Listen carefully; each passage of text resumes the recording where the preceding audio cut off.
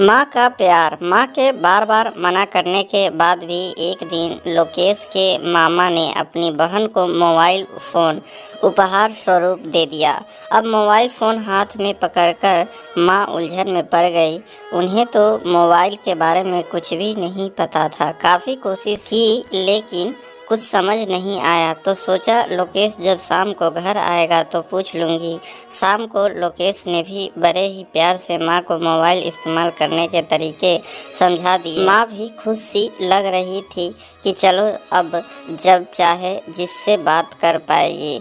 सुबह जब लोकेश ऑफिस चला गया तो वो मोबाइल ले बैठ गई। सोचा अपने भाई से बात करती हूँ, लेकिन जैसे ही मोबाइल हाथ में आया तो वो उसे कैसे चलाना है सब भूल गई। बहुत सारे बटन दबाने के बाद भी मोबाइल महाशय चालू नहीं हुए। सोचा आज फिर लोकेश से पूछूंगी।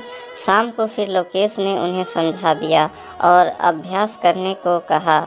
अपने सामने सब बटनों को उपयोग भी बता दिए, मगर अगले दिन माँ ने मोबाइल हाथ में फिर पकड़ा तो वो चालू तो हो गया, लेकिन वो फिर भूल गई कि नंबर कैसे मिलाए। काफ़ी कोशिश के बाद भी जब किसी से बात नहीं हुई तो सोचा आज फिर लोकेश से समझना पड़ेगा। शाम को जब फिर उन्होंने मोबाइल सीखने की बात की तो लोकेश गुस्सा आ गया। बोला कि कितनी बार समझा दिया, अब क्या रोज़ रोज़ यही करता रहूं, और गुस्से में अपने कमरे में चला गया। माँ को यह सुन बहुत दुख हुआ, लेकिन चुप रह गई। कुछ देर बाद माँ के मोबाइल की घंटी बजने लगी। माँ ने उठा तो लिया, लेकिन समझ नहीं आया कि किस बटन को दबाने से बात कर पाएंगी।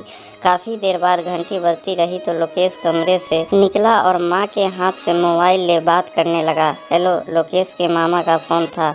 अरे मामा, तुमने मुझे कहाँ फंसा दिया। माँ दिन भर मेरा दिमाग ख़राब कर देती है। कितनी बार तो समझा दिया कि मोबाइल को कैसे इस्तेमाल करना है, लेकिन उन्हें कुछ समझ नहीं आता। मामा ने भी हंसते हुए दोबारा समझाने को कह दिया। मामा भांजे में बातचीत तो खत्म हो गई, फ़ोन भी बंद हो गया। अभी लोकेश अपने कमरे में जाने को मुड़ ही रहा था कि माँ ने कहा, शाबाश बेटा शाबाश, अब मेरी नासमझी की बातें तुझे चुभती है। 2 बार मोबाइल के बारे में बता कर तू समझता है, तू फंस गया और मामा से शिकायत करने लगा। जब तू छोटा था और बार बार गिरता था तो मैंने तो हमेशा ही प्यार से चलाना सिखाया, कभी किसी से शिकायत नहीं की। हमेशा रात सोते हुए डर कर उठ जाता था तो हमेशा मैं ही तुझे दोबारा सुलाती थी, लेकिन मैंने तो कभी नहीं सोचा कि मैं फंस गई। ये सब कहकर माँ की आंखों में आंसू आ गए। लोकेश तो हैरान सा मुंह फाड़े माँ को देख रहा था। कुछ बोल तो नहीं पाया, बस आगे बढ़ा। माँ को आगोश में ले रो पड़ा। कुछ देर बाद उसके मुंह से कुछ शब्द निकले, माँ मुझे माफ़ कर दो, मैंने गलती से आपका दिल दुखाया। आपका प्यार तो मेरे लिए दुनिया का सबसे बड़ा उपहार है।